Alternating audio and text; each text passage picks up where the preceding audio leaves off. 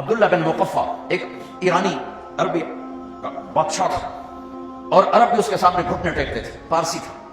تو لوگوں نے اس سے کہا، غیر مسلم کہ تو قرآن کے مقابلے میں کلام لکھ، تیرا گھر سونے چاندی سے بنا دے گا. انہوں نے کہا مجھے 1 سال کی مہلت دو.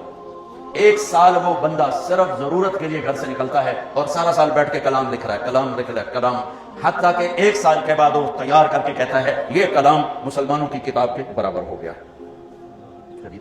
تو اب وہ لکھ کے باہر نکلتا ہے. پہلا دن ہے آج، وہ تھوڑا سا آزاد ہو کے باہر نکل رہا ہے کہ میں آج مسلمانوں کا مقابلہ کر چھڑیا.